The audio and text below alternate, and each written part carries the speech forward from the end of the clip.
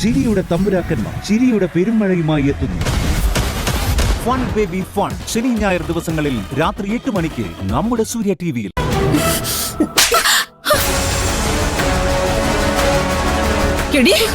നീ എന്റെ മോളെ തല്ലോ. നീ നിനക്ക് വേണ്ടി ഇപ്പോഴും ഈശ്വരമംഗലത്ത് കിടന്ന് ഒരു ആവശ്യവും ഇല്ലാതെ മറ്റുള്ളവരുടെ ദുർമുഖം കാണുന്നവളാണ് ഞാൻ. അതുപോലും മനസ്സിലാക്കാതെയോ ശിവാനി നീ ഇങ്ങനെ ഓരോന്ന് കാണിക്കുന്നത്?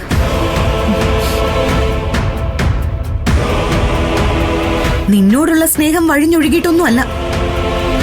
ഈ നിൽക്കുന്ന പാവ മനുഷ്യനില്ലേ നിന്റെ അച്ഛൻ, എന്റെ അമ്മാവൻ, ഈ മനുഷ്യന്റെ കണ്ണുനീര് കാണാൻ വയ്യാഞ്ഞിട്ടാ നിനക്ക് വേണ്ടി ഞാൻ ഈശ്വരമംഗലത്ത് വീണ്ടും സംസാരിക്കാൻ നോക്കുന്നത്. പക്ഷെ നീ കാണിക്കുന്നത് എന്താ? ഇരിക്കുന്ന കൊമ്പ് മുറിക്കുന്ന പണിയല്ലേ നീ ഇപ്പോഴും കാണിച്ചുകൊണ്ടിരിക്കുന്നത്? വീണ്ടും ഇവള് നല്ല പിള്ള ചമയാൻ ശ്രമിക്കുന്നത് കണ്ടില്ലേ? തല്ലും കൊണ്ട് സാരോ ഉപദേശവും കേട്ട് നിൽക്കാൻ നാണോ ഇല്ലേടി നിനക്ക്? വാ ഇങ്ങോട്ട്, ഇങ്ങോട്ട് പാടി വാ. ഇവളുടെ അച്ഛനായി പോയല്ലോ എന്നാണ് ഇപ്പൊ എന്റെ ഏറ്റവും വലിയ ദുഃഖം. ഇവൾക്ക് വേണ്ടി മോളുടെ മുമ്പിൽ വന്ന് യാചിച്ച ഞാനാണ് ഏറ്റവും വലിയ വിട്ടി. നന്നാവില്ല. ഇനി ഒരു 7 ജന്മം ജനിച്ചാലും ഇവളൊന്നും നന്നാവില്ല. അതാ ഇനം.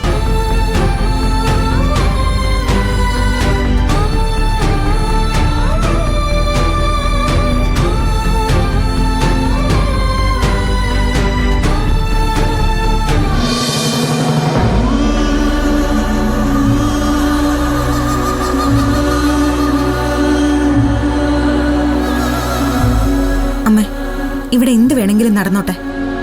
അമ്മ ആവശ്യമില്ലാത്ത കാര്യങ്ങളിലൊന്നും ഇടപെടാൻ പോകണ്ട. എന്തിനാ വെറുതെ ടെൻഷൻ ഉണ്ടാക്കി വെക്കുന്നത്? അമ്മേ, ഞാനും പാറുവമ്മയും കൂടി പുറത്തൊരു സ്ഥലം വരെ വന്നതായിരുന്നു.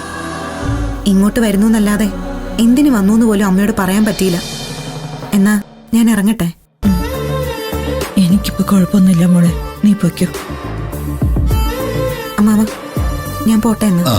എന്നാ ഇറങ്ങിക്കോ മോളു. ഡാ, നീ കുറച്ചു ദിവസം കാണില്ലേ? എപ്പോഴും അമ്മയുടെ അടുത്ത് തന്നെ വേണം, കേട്ടല്ലോ? ഞാൻ ശ്രദ്ധിച്ചോളാം ചേച്ചി. ശരി അമ്മ, ഞാൻ ഇറങ്ങട്ടെ. ശരി മോളെ. ഞാൻ പോയി ഈ മരുന്ന് വാങ്ങിയിട്ട് വരാം. ഡാ, നീ ഇവിടെ ഉണ്ടാവണേ.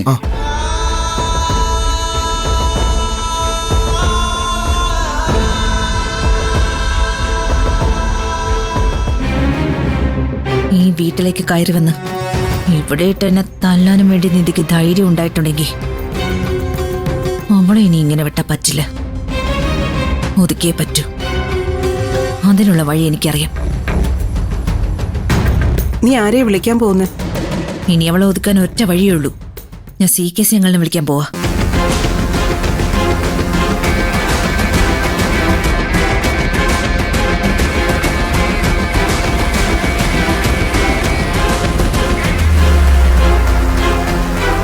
മോളെ ഒന്നേ, ഇവിടെ നടന്നതൊന്നും ഓർത്ത് മോള് വിഷമിക്കണ്ട. എങ്ങനെ വിഷമം തോന്നാതിരിക്കും അമ്മാവ? അമ്മാവന്റെ കണ്ണുനീര് കണ്ടിട്ടാ ഞാൻ ശിവാനിയുടെ കാര്യം ഈശ്വരമംഗലത്ത് വീണ്ടും സംസാരിച്ചത്. അത് തിരിച്ചറിയാനുള്ള ശേഷി പോലും ശിവാനിക്കില്ലാതെ പോയല്ലോ. ദൈവം അവൾക്ക് നന്മ മനസ്സിലാക്കാനുള്ള കഴിവ് കൊടുത്തിട്ടില്ല.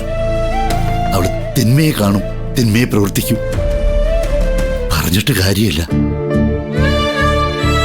അല്ല, മോളെങ്ങനെയാ പോണത്? ഞാൻ ആ ജംഗ്ഷനിൽ ചെന്നൊരു ഓട്ടോ എടുത്ത് പൊയ്ക്കോളാം. എന്നാ ഞാനും പുറത്തേക്ക് ഇറങ്ങാ. ഈ മരുന്ന് വാങ്ങണമല്ലോ. ഞാൻ ആക്കി തരാം മോളെ. അയ്യോ, ചാവി എടുക്കാൻ മറന്നു. ഇപ്പൊ എടുത്തിട്ട് വരാം. എന്നെ ജംഗ്ഷനിലേക്കൊന്നും ആക്കണ്ട അമ്മാവ. മെഡിക്കൽ സ്റ്റോറിന് ഇപ്പുറത്തേക്കല്ലേ പോകേണ്ടത്. അമ്മാവൻ പോയിട്ടോ. ഞാൻ നടന്നു ചെന്നൊരു ഓട്ടോ പിടിച്ച് പൊയ്ക്കോളാം. എങ്കിൽ ശരി മോളെ. അമ്മാവ, അമ്മയൊന്ന് പ്രത്യേകം ശ്രദ്ധിച്ചോണേ. ശിവാനി ചിലപ്പോ പക വീട്ടും. ഇനി കുറച്ചു ദിവസം നിഖിലുണ്ടാവുമല്ലോ. ഞാനും ശ്രദ്ധിച്ചോളാം. മോള് ധൈര്യമായിട്ട് പൊയ്ക്കോ.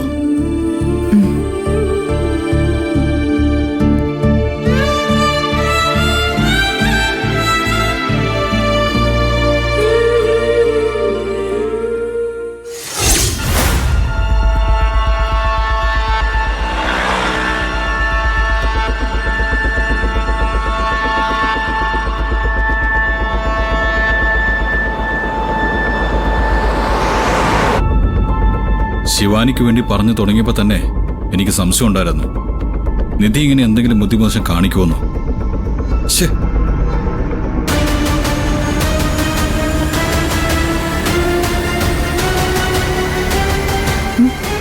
ഗൗതമാണല്ലോ വരുന്നത്. അമ്മയ്ക്ക് സുഖമില്ലെന്ന് വീട്ടിൽ നിന്ന് വിളിച്ച് പറഞ്ഞു കാണും. ഗൗതം മിക്കവാറും അതുകൊണ്ടായിരിക്കും വരുന്നത്.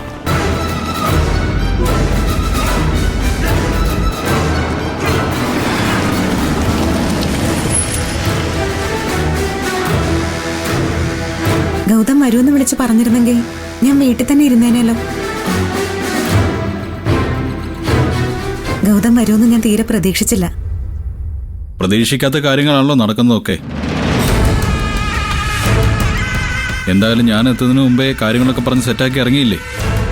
വാ, തിരിച്ചു പോവാം. എന്തായാലും ഗൗതം വന്നതല്ലേ, വീട്ടിലൊന്ന് പോയിട്ട് നമുക്ക് അമ്മയൊന്ന് കണ്ടിട്ട് പോവാം. അതിൻ്റെ ഒന്നും ആവശ്യമില്ല, നീ കാറിലേക്ക് കയറാം. എന്താ ഗൗതം ഇങ്ങനൊക്കെ? ഒന്നുമില്ല, കാറിലേക്ക് കയറാൻ.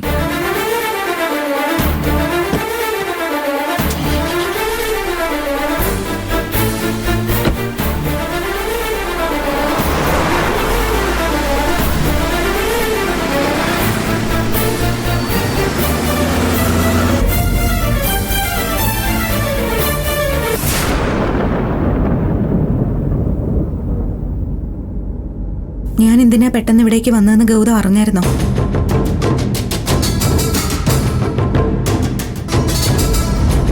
അത് മനസ്സിലാക്കാൻ അതീന്ദ്രിയും ഞാനൊന്നും വേണ്ടല്ലോ. പ്രണവിന്റെ വിവാഹം എങ്ങനെ മുടക്കണം, അമ്മാവനുമായിട്ട്. അതിനുവേണ്ടി തന്നെയല്ലേ വന്നത്. ഞാൻ അമ്മയുടെ കൂടെ ജോൽസിന്റെ അരികിൽ ഇരിക്കുമ്പോ പെട്ടെന്നൊരു കോള് വന്നു.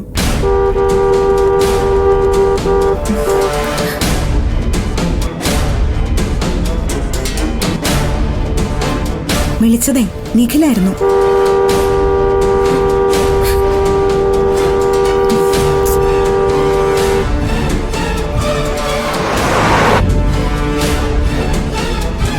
ഗൗതം, നിഖില് വിളിച്ചത് എന്തിനാണെന്ന് വെച്ചാ ആ ശിവാനിയില്ലേ,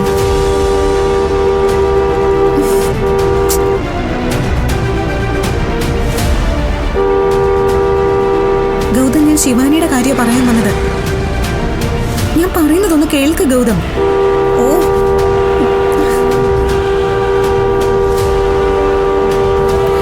എന്തിനാ എന്നെ ഇങ്ങനെ പറയാൻ അനുവദിക്കാതെ ഹോൺ അടിച്ച് ഡിസ്റ്റർബ് ചെയ്യുന്നത്? ഞാൻ പറയാൻ വന്നത് എന്താന്ന് വെച്ചാ,